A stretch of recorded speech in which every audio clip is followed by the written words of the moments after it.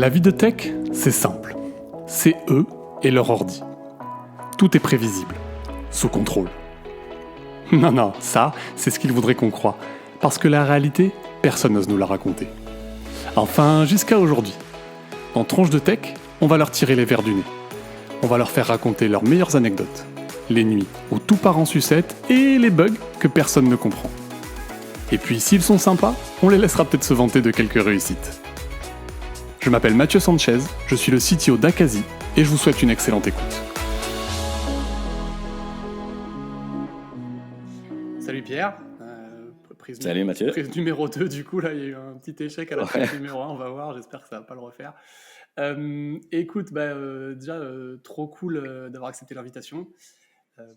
Merci à toi pour l'invitation. Avec plaisir. Moi, je te suis depuis longtemps. C'est vrai que je t'ai découvert sur LinkedIn. Donc, ça fait longtemps que je te connais un petit peu.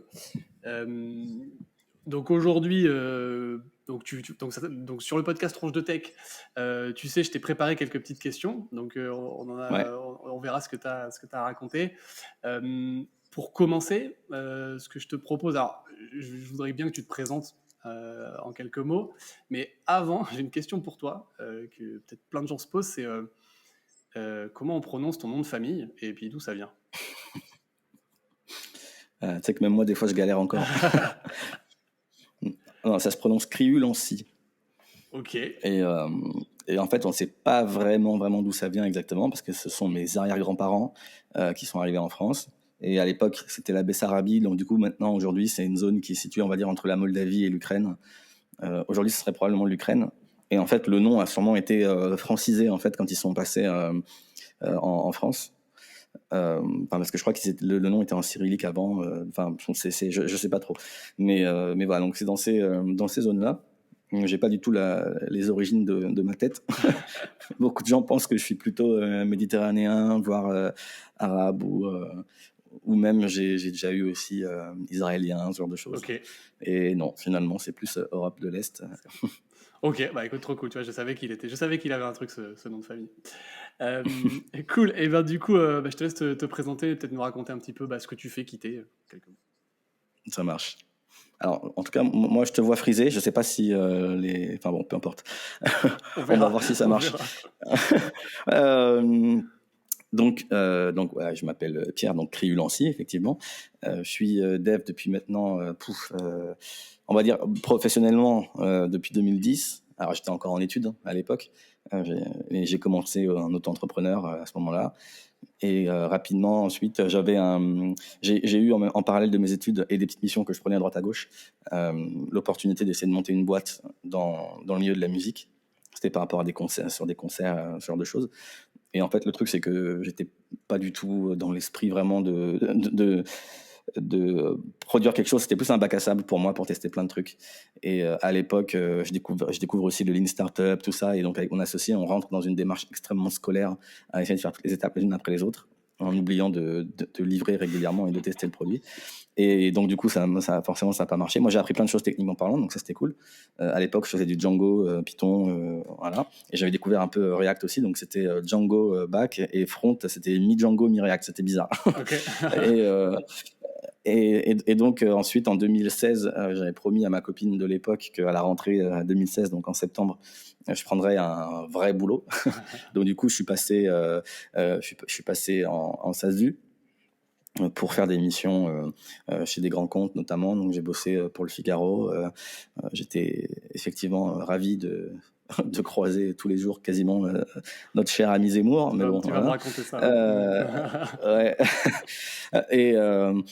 Et donc après j'ai bossé aussi pour d'autres boîtes. J'ai bossé pour avant ça je bossais pour une boîte qui était basée je crois à Montpellier, et c'est là où j'ai appris à aimer le JavaScript à nouveau, parce que c'était du React. J'ai appris je suis devenu vraiment développeur JavaScript à ce moment-là, et puis simplement utilisateur de JavaScript avec jQuery et autres. Et donc voilà, j'ai bossé pour Eurosport aussi, j'ai bossé toujours en freelance pour Biril plus récemment. Ouais, j'ai jamais été salarié de ma vie, j'ai toujours été en freelance. Okay. Et voilà. Et j'ai 32 ans, contrairement aux apparences. Pourquoi? On m'a encore donné 26 ans en Ah soirée ouais? la dernière fois. Ok. Donc, je pense que j'ai arrêté de vieillir à partir de 26 ans. Depuis que j'ai 26 ans, on me dit que j'ai 25-26 ans. Bon, ça va, c'est cool. Donc, Dans ce sens-là, c'est bien. ah ouais, bah tant mieux. Hein. C'est parce que j'ai pas de rides, pas de, je sais pas. Ouais, Mais... j'avoue. donc, ouais. Top. Ok. Donc voilà, et donc depuis maintenant, je sais même pas combien de temps exactement, depuis je sais pas 2 ans et demi peut-être, je sais plus. Je commence à écrire donc Yes. sur LinkedIn pour essayer de partager un peu tout ce que je sais et voilà. Donc Tu as une formation aussi, tu as écrit un. ouais, j'ai craftacademy.fr qui est en gros un ensemble de modules sur tout ce qui touche finalement au craft et globalement pour apprendre à développer en fait de meilleurs logiciels et plus sereinement surtout, c'est important le côté d'être serein quand on développe. Et donc il y a des modules, deux premiers modules qui sont sortis qui sont des modules théoriques, donc qui sont assez rapides. Le troisième module, c'est un module sur le back-end qui est une sorte d'introduction plus au TDD et à l'architecture hexagonale dans le back-end. Et là, il me reste une vidéo à tourner du module 4 qui va être sur l'architecture hexagonale et le TDD dans le front-end avec Redux Toolkit. Et donc, il y aura 50 vidéos. Ça va être un énorme module, plusieurs dizaines d'heures de vidéos, je pense. Et donc, voilà. Donc là, ça va sortir prochainement. Je vais juste avoir à faire un peu de montage. Pas grand-chose, mais 2-3 petits trucs. Et ça devrait sortir prochainement. Donc voilà. On a hâte. Ouais, ça va être cool. Alors c'est parti, je vais t'envoyer quelques questions. La première question, ouais, c'est. Alors je sais même plus ce que je t'avais répondu au préalable dans les questions. Tant mieux.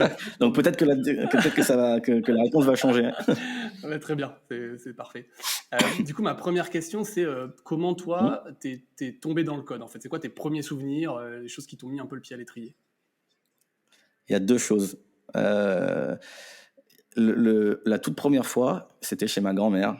En vacances d'hiver. On allait chez elle avec ma sœur jumelle. J'avais 9-10 ans, je pense. 10 ans peut-être. Et en fait, non, c'est même avant ça. En fait, à 7-8 ans, je me rappelle, avec mon père, qui lui faisait des trucs sur Dreamweaver à l'époque, pour sa boîte. Il faisait un peu des bidouilles. Et à l'époque, j'avais recopié jeuxvideo.com, alors recopier c'est un grand mot. En fait, ce que je faisais, c'est j'avais utilisé un truc, je sais plus du tout le nom du logiciel, c'était web quelque chose, mais c'était un truc du style Dreamweaver, mais en plus simple. Et j'avais créé un site qui s'appelait JeuxTed, G-E-U-X-T-E-D.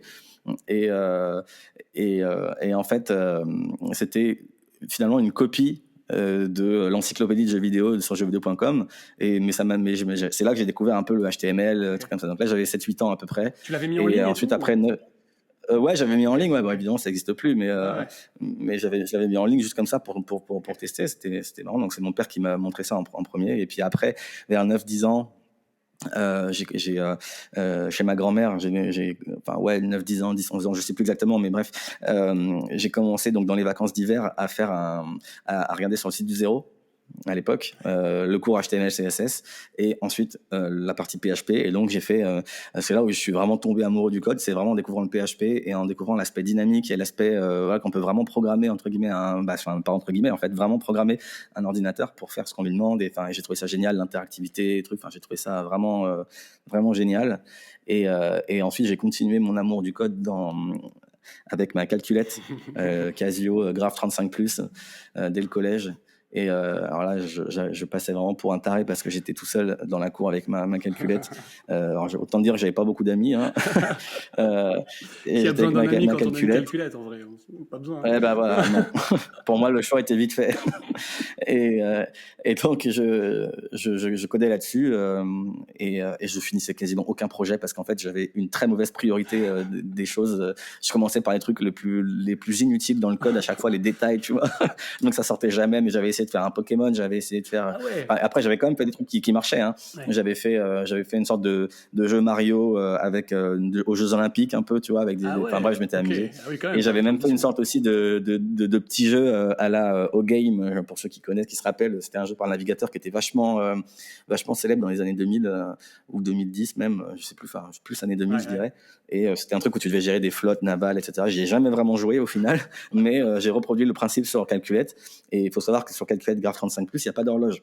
interne. Donc Ok. du coup, le temps, il fallait le simuler avec en faisant des boucles infinies et du coup savoir que à peu près la puissance de la calculette c'était ça. Et donc du coup, quand il y avait temps qui passait, ben ça faisait à peu près une seconde. Enfin bref.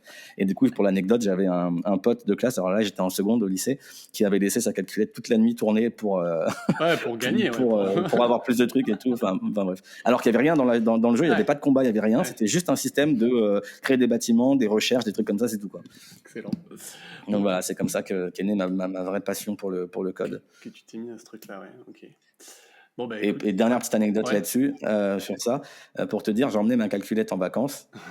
Et genre, je sais plus, vers entre 14, 15 ans, 15, 16 ans, je sais plus, j'ai vécu mon baptême du feu. En gros, on était avec mes parents dans un Center Parks et on a mis le feu à la cuisine. Enfin, ma mère a mis le feu à la cuisine, voilà, volontairement, évidemment. Chaud, quoi. Et donc, c'était de l'huile. Donc, du coup, ça a fait une grosse flamme qui s'est mise à lécher le plafond. Ah ouais. Ça. Et en fait, tu avais la cuisine qui était là et le plafond qui était à un endroit et ma chambre avec la calculette qui était au fond derrière. Ouais. Et je suis allé récupérer ma calculette, tu vois, avant de sortir, tellement je voulais pas la perdre. Enfin, voilà, c'était pour l'anecdote. Donc, je l'ai amené en vacances, je l'ai amené partout, quoi. Dans les cours d'histoire géo et tout, j'étais avec ma calculette. Les profs, ils se demandaient ce que je foutais, mais ils m'ont laissé faire, donc c'est cool. T'es resté avec la même calculette pendant longtemps, t'es pas passé sur des trucs plus. Ah, pendant 10 ans, ouais. Et le truc, c'est que, en fait, j'ai appris qu'après, que finalement, les mecs, ils développaient surtout sur ordi, en fait. Oui, ouais, et qu'ensuite, ils mettaient le programme sur la calculette. Ouais. Et moi, j'ai jamais développé sur ordi, je développais sur la calculette directement, donc je connaissais tous les raccourcis par cœur, et j'allais à une vitesse dingue sur ma calculette, donc t'imagines un peu le nerd de ouf. Ouais, parce qu'il n'y avait pas de clavier numérique, non, de clavier alphabétique. Non, il fallait connaître les raccourcis sur les touches et tout, et du coup, je connaissais tout par cœur, et j'allais super vite, voilà, enfin, c'était la bonne époque. Excellent. Ah bah dis donc, t'en as des bons souvenirs, c'est pas mal. Excellent. Ah ouais, non, c'était génial. Top, cool. Et donc, très marrant. Bah écoute, je suis content quand même que t'aies sauvé ta calculette avant toute ta famille, mais c'est... Du coup, j'enchaîne sur une autre question. Est-ce que tu as un souvenir, alors je tourne ça en général, une expérience marquante de la prod, mais en fait un souvenir un peu marquant de ta carrière. Tu m'as un peu teasé là dans l'intro, donc je pense que je sais de quoi tu vas me parler, mais ça m'intéresse de savoir plus. Alors je sais plus ce que je t'avais dit, mais j'aime bien ressentir une anecdote avec Zemmour justement. Ouais. Quand j'étais au Figaro, on bossait sur entre autres, moi je bossais sur un projet un peu de R&D où c'était un studio automatisé. Okay. De vidéo avec des caméras qui ciblaient automatiquement l'interlocuteur, avec des scénarios de réalisation préenregistrés qui avaient avec des algorithmes assez simples. Ouais. C'est mon chat qui fait du bruit. Les aléas du direct. Et donc il y avait c'était pour l'émission donc de Zemmour notamment. Il n'y avait pas que la sienne, mais il y avait son émission. Et donc un jour on me dit bon Zemmour, il y a un problème, il faut aller débugger le truc, il y a un souci. Et clairement j'avais pas du tout envie d'y aller. Je voulais que son truc marche pas. Bon, je l'ai fait quand même, mais j'avais pas du tout envie parce que s'il pouvait ne pas faire son émission et cracher son venin, ça m'allait bien, tu vois. Tu l'as mis un peu en retard. Ouais, donc j'ai pris mon temps, je l'ai mis un peu en retard et peut-être que ça lui a évité de parler de 2-3 sujets, j'en sais rien. Mais voilà. On saura jamais. À noter qu'après, Zemmour, au travail, alors je sais pas comment il était avec les gens, tout, mais en tout cas, avec moi, à chaque fois que je l'ai croisé, il était extrêmement cordial, très sympathique et tout. Il n'y avait pas de. Tu vois, c'était pas. Voilà. Oui. Mais bon. Oui. Donc, t'as fait ton. En fait, déjà. Mais ouais, déjà, c'était compliqué pour moi d'aller bosser au Figaro parce que c'est pas ma couleur politique. Okay. Et en fait, après, en arrivant là-bas, j'ai vu que bon, finalement, sur le plateau technique, il y avait pas mal de mélanchonistes, notamment. Enfin, généralement, les gens étaient assez, c'était assez ouvert, donc c'était cool. Il y avait pas trop de. Ouais. Finalement, il y avait pas trop de politisation. Pour le Figaro que tu es d'accord avec le. Ouais, okay. Exactement. Okay. Exactement. Ok. Est-ce que tu peux me raconter la plus grosse bêtise que t'es faite ou la plus grosse erreur que t'es faite aujourd'hui dans ta carrière? Clairement, je dirais c'est à Biril. Ok. Biril, en fait, je sais pas si tout le monde connaît, c'est quoi Biril? C'est Biril, c'est l'application où une fois par jour il y a une notification pour faire une photo avant, arrière du téléphone, et voilà, et ça cartonne aux États-Unis, en France aussi, mais je crois que là ça baisse un peu en utilisateurs en France. Okay. Voilà. Et en gros, je suis retombé dans mes travers à un moment. J'ai fait un peu, j'ai péché par orgueil un peu, parce que leur code était dégueulasse, parce que forcément ça a été fait vite. pour que ça marche. Et du coup, le fondateur était content parce que ça marchait. C'est comme ça qu'ils ont pu évoluer rapidement et tout. Bon, après, du coup, c'était une galère à rajouter de nouvelles fonctionnalités. Il y avait pas mal de turnover parce que justement, le code était horrible, etc. Et, moi, je me dis, bon, voilà, je vais arriver, je vais mettre en place TDD, tout ça, machin, et ça va être top. Et en fait, le truc qui s'est passé, c'est que nous, on était en charge avec donc l'équipe dans laquelle je bossais de développer un feed en fait sur l'app des amis de tes amis. Voilà. Et en fait, quand on a commencé, moi, je me suis dit, ok, j'ai exactement l'algorithme en tête, tout ça, machin, ça va être vite fait, etc. L'algorithme, effectivement, en une semaine, c'était plié, en TDD, tout ça, tout marchait, il n'y avait pas de problème, c'était très bien.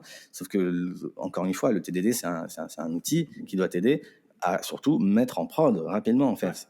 Et ça, on a oublié. Et moi, le premier, alors que c'est ce que je conseille tout le temps, tu vois. Mais donc, c'est une erreur qui m'a vraiment servi de leçon encore plus. C'est il faut toujours confronter à la prod parce qu'en fait, nous, ça marchait très bien, tu vois. Mais entre le moment, en fait, où on a commencé et le moment où l'algorithme était prêt, tout déjà, il s'est passé longtemps. Il y a une dizaine de jours, tu vois. Et entre ce moment-là et les 10 jours, eh ben, la base d'utilisateurs avait pas doublé, mais quasiment, tu vois. C'était un délire. À l'époque, la croissance était identique à la croissance de TikTok à la même époque. Donc c'était un délire. Donc du coup, ce qui marchait très bien sur notre ordi avec des trucs super cool, machin, un peu technique et tout, voilà, des trucs qu'on aime bien un peu, voilà, et ben ça marchait pas du tout en prod parce que c'était trop, ça marchait pas, ça soutenait pas la charge. Et en fait, on aurait dû, du coup, on aurait dû vraiment commencer par découper en plus petits bouts et faire vraiment petit à petit, montrer que ça marche et tout. Mais voilà, on a prêché un peu par orgueil et surtout moi en me disant, je vais leur montrer un truc qui va marcher du premier coup grâce aux bonnes pratiques, etc. Et j'en ai oublié le plus important qui est faut tester en prod en fait, parce que c'est bien que ça marche du premier coup sur ton ordi, mais il faut toujours tester en prod. Et donc ça, c'est un vrai... une vraie leçon déjà d'humilité et en même temps de dev aussi, hein, qui est ne pas oublier que tu fais du code pour des gens. C'est bien que le code marche, mais après, si dans l'environnement de prod, ça fonctionne pas, t'as fait tout ça pour rien, quoi. Donc, on s'est fait tège comme des malpropres au bout d'un mois à cause de ça. Mais voilà. Bon, il y avait des torts partagés, hein, mais sur cette partie-là, j'ai clairement merdé, ouais. Ok.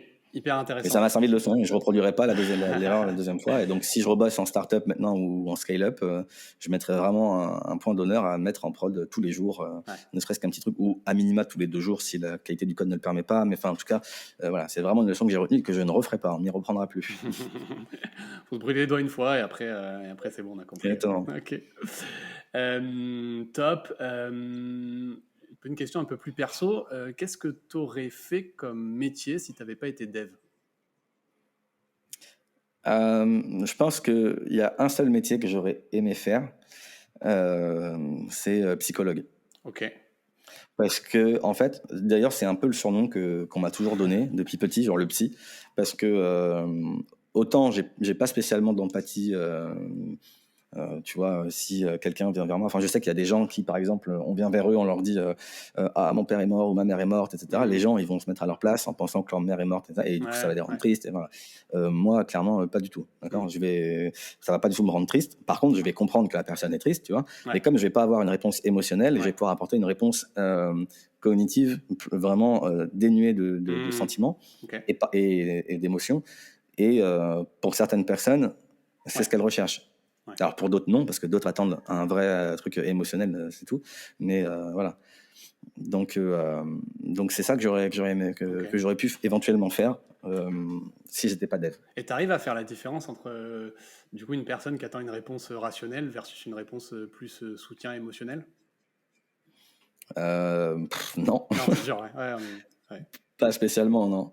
Non. Moi, je suis toujours dans le cognitif à fond et jamais dans l'instinctif quasiment, donc c'est pas évident. Après, avec les gens que je connais bien, je le sais, mais des gens externes, voilà, toi, ça m'arrive parfois de faire des... Enfin, genre, tu vois, par exemple, j'ai un exemple tout con, très rapide. J'étais un dîner avec des potes, voilà, il y avait ma copine et il y avait sa meilleure amie, que je connais aussi, hein, parce qu'on se connaît depuis à peu près 1 an avec, voilà, et du coup je la connais aussi. Et je sais pas, à un moment, elle dit oui, donc non, mais c'est vrai que mon frère, il aimait bien faire ça. Enfin, tu sais, elle en parle à l'imparfait, quoi. Et donc moi je dis il est mort, tu vois, mais cache. Et en fait, elle est très très très famille et tout, et du coup.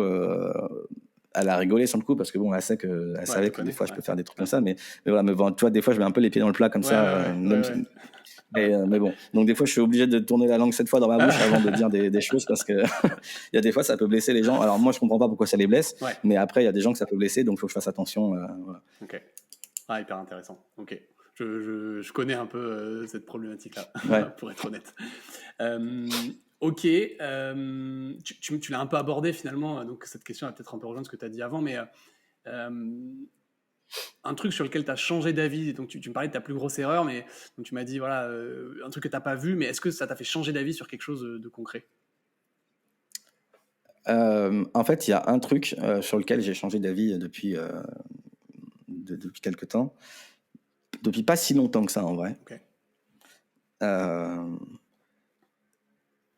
C'est que on n'a pas besoin du TDD, de la cleanarchie, de ce genre de choses pour faire un code qui marche et qui rapporte de l'argent et qui est évolutif et maintenable. Alors je m'explique.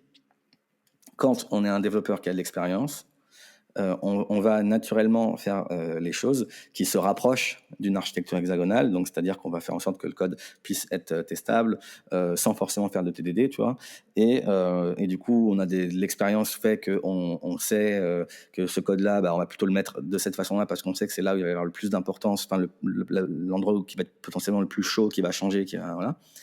Et que du coup, en fait, tous ces outils, donc que sont le TDD, l'architecture hexagonale, etc., c'est vraiment des outils qui vont te permettre de sublimer ton potentiel, de révéler encore plus ton potentiel, en fait. C'est-à-dire que tu peux très bien être un bon développeur sans ces outils-là, il n'y a pas de souci. Moi, j'en ai rencontré beaucoup, des gens qui font des produits rapidement, qui fonctionnent, etc. Et je vais prendre l'exemple de Kevin, par exemple. Pia Chantini, je ne sais pas si j'écorche pas son nom, mais je sais qu'il adore le TDD et la clean architecture.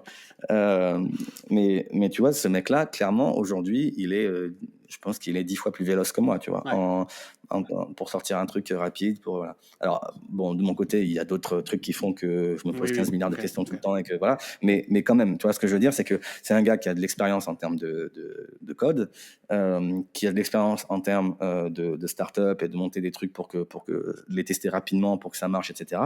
Et surtout, lui, son mantra, c'est de dire, ça me dérange pas de bosser 15 heures par jour à surveiller la prod s'il y a un problème, avoir les retours, etc. C'est une façon de faire. C'est pas mauvais ou mieux ou quoi, c'est juste une façon de faire. Lui, il considère que c'est plus important d'aller à fond au taquet et de réparer les choses comme ça en flux tendu s'il y a besoin. Et en fait, il n'y a pas si souvent de bugs que ça. Et ce qui est vrai, quand tu devs des produits que tu as l'habitude, etc., tu n'as pas forcément beaucoup de bugs. Mais simplement, moi, ce que je dis, c'est que si on prend Kevin tel qu'il est aujourd'hui, la même personne, avec son entrepreneuriat, etc., toute la même personne qu'il est, et tu lui ajoutes la connaissance profonde de l'architecture hexagonale, du TDD, etc., je pense qu'il pourrait aller encore plus vite pour monter ses produits, etc., en passant 10 heures au lieu de 15 par jour, tu vois.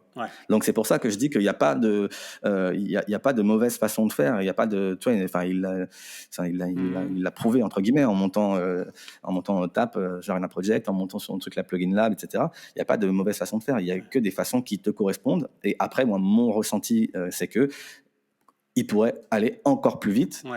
S'il arrivait à pratiquer ces trucs-là. Mais voilà. Donc ça, c'est quelque chose sur lequel j'ai changé d'avis parce que pendant longtemps, je me suis dit non, la seule façon de faire, c'est TDD, machin, etc.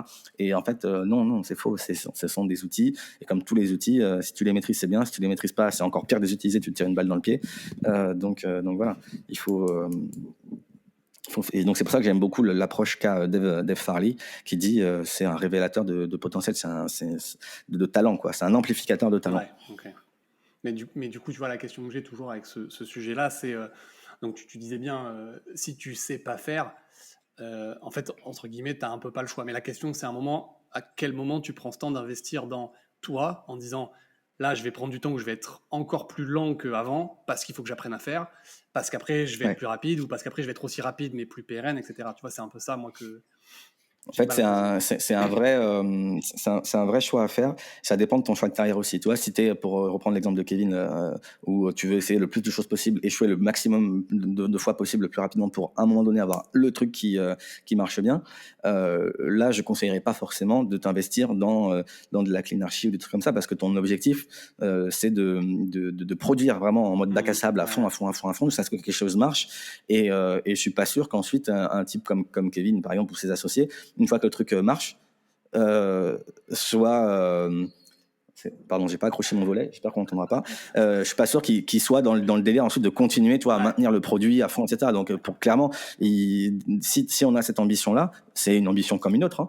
Hein, ben, c'est pour moi, c'est pas forcément pertinent de s'investir là-dedans. Ce serait mieux parce que du coup, ça veut dire que les gens qui récupèrent le code derrière, ils pourraient plus facilement bosser dessus. Mais voilà, généralement, c'est pas l'objectif de ces personnes-là. Et c'est ni bien ni mal, hein, je juge pas. C'est juste presque un métier différent, j'ai envie de dire, dans ces cas-là. Et par contre, si on veut vraiment essayer de progresser dans sa carrière de développeur, essayer d'être de plus en plus influent auprès des équipes, avoir un vrai poids, une vraie décision, et en fait tout simplement augmenter son salaire ou son TJM, bah là c'est intéressant d'investir en soi sur des projets perso, hein, surtout pas pendant le taf, sauf si votre taf vous permet de faire de la R&D, de faire ce que vous voulez dans votre coin, machin, etc. Mais sinon, c'est important de le faire sur des projets à côté. Et là, c'est intéressant parce que c'est effectivement un investissement. Alors, c'est à long terme. Hein. Il faut plusieurs années vraiment avant d'arriver à être beaucoup plus productif. Il faut quelques mois, quelques semaines, quelques mois avant d'arriver à être plus productif. Mais pour être beaucoup plus productif, il faut vraiment des années de pratique. Donc c'est vraiment un engagement important. Mais par contre, derrière, ça paye ses fruits. Ouais. Et alors ça je peux pas le vérifier, mais je sais que il y a un anglais qui fait des formations, Pete Hurd, un truc comme ça, je sais plus, enfin bref, sur React, avec la fameuse pub The React documentation is lying to you, qu'on a tous vu sur YouTube. En gros, lui, dans son copywriting, il met que quand tu deviens, alors lui il appelle ça architecte UI, tu peux avoir jusqu'à 30% d'augmentation de salaire, quoi. Okay. Ce qui n'est pas négligeable. Mais bon, après, je ne sais pas d'où il tire ces chiffres. Hein. C'est les chiffres, voilà. C'est les chiffres des réseaux sociaux, tu sais, c'est toujours des études statistiques particulières. C'est comme ça. Exactement. La fameuse technique. Écoute, top, Pierre, on arrive un peu sur la fin de cet entretien. J'ai une question un peu marrante pour toi.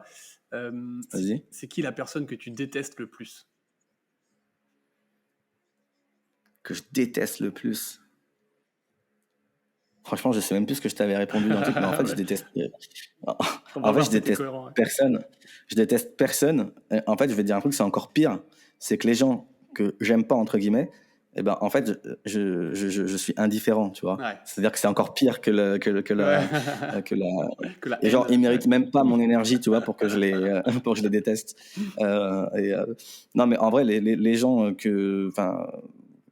Déjà, franchement, il n'y a personne qui est vraiment sincèrement méchant avec moi. Alors si, j'avoue, le mec chez Biril qui en s'est frité, j'avoue que lui, j'ai un peu de mal et c'est réciproque. Okay. Mais voilà, après, je veux dire, maintenant, c'est bon, quoi. Je m'en soucie plus. Okay. Et j'essaie d'en retirer le positif. Mais sinon, non, c'est un peu bisounours, mais je hais vraiment personne, finalement. Non, mais c'est bien, t'as le droit.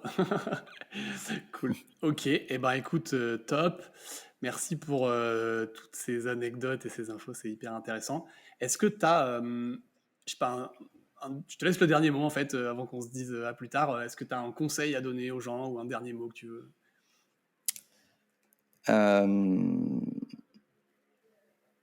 Ouais, je vais prêcher un peu pour ma paroisse. Le monde du dev évolue super vite, vraiment. Mais il y a des problématiques qui existent depuis 50 ans dans le milieu logiciel. Et donc ces problématiques-là, depuis 50 ans, on les travaille et on a des pistes pour savoir comment les régler, entre guillemets. Donc c'est tout ce qui est lié justement à la qualité du code, la modularité, l'évolutivité du code, ce genre de choses. Et donc investir vraiment dans ces compétences-là, c'est vraiment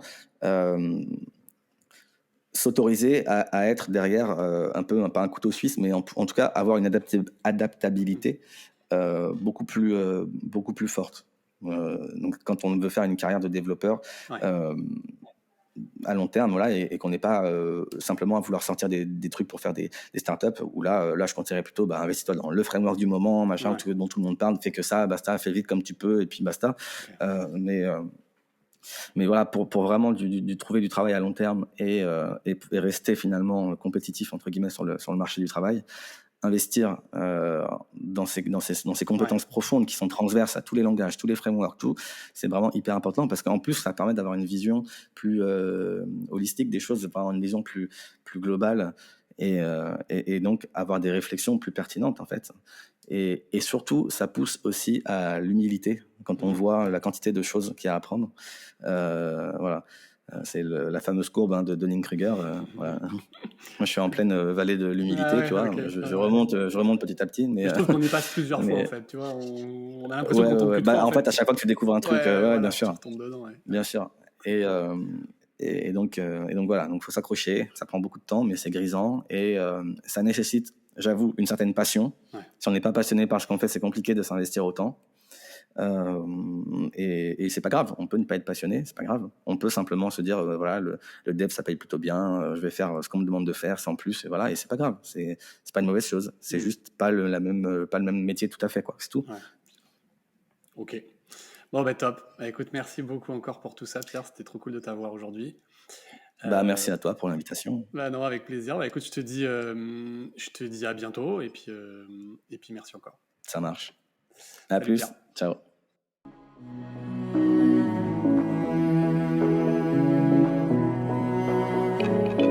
Ça y est, c'est terminé. La tronche de tech du jour nous a livré tous ses secrets. Ou presque. S'ils t'ont plu, n'hésite pas à nous le dire en commentaire, à noter le podcast ou à m'envoyer un message sur LinkedIn. Dernière chose, si tu es freelance ou indépendant ou que tu envisages de te lancer à ton compte, tu auras certainement besoin d'un expert comptable. Dans ce cas-là, viens voir ce qu'on fait chez Akazi sur www.akazi.io. Ça s'écrit ACASI.io. Et promis, tu seras super bien accueilli. Sur ce, je te dis à très vite pour un prochain épisode de Tronche de Tech.